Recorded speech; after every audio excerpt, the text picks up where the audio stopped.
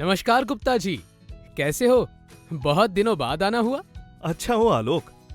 बहुत दिनों से बिजनेस की भागदौड़ में बिजी था। तुम बताओ, काम कैसे चल रहा है?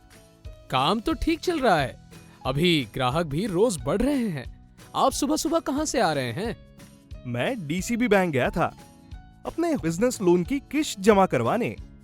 अच्छा, बिजनेस लोन तो मैंने भी लिया है डीसीबी बैंक से। हाँ, पर ठीक से याद नहीं है कि मेरी किश्त बकाया है कि नहीं। अब दुकान से फुर्सत मिले तो इन सब चीजों पे ध्यान दे। ध्यान नहीं है? अरे भाई, अपने लोन की बकाया किस्त की रकम और तारीख याद रखना और उसे समय से जमा करना हमारी जिम्मेदारी है। हाँ गुप्ता जी, बात तो आप बिल्कुल सही कह रहे हो, लेकिन मेरी किश्त बकाया है या नहीं ये कैसे पता लगाया जाए? किस्त जांच करने के तो बहुत सारे विकल्प हैं। एक तो घर बैठे ही बैंक के वेबसाइट पे जाके चेक कर सकते हैं, या फिर डीसीबी बैंक अपने हर बिजनेस लोन के कस्टमर को बकाया किस्त की जानकारी एसएमएस के द्वारा उनके रजिस्टर्ड मोबाइल नंबर पर देता है। तुम्हें भी बकाया किस्त के लिए बैंक से एसएमएस आया होगा, एक बार देखो तो जरा। अच्छा, हाँ, एसएमएस आया है और इसमें बकाया किश्त की जानकारी भी है। आजकल दुकान से फुर्सत ही नहीं मिलती गुप्ता जी।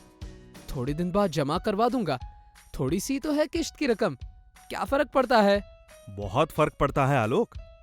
अपनी किस्त समय से भरना बहुत आवश्यक है।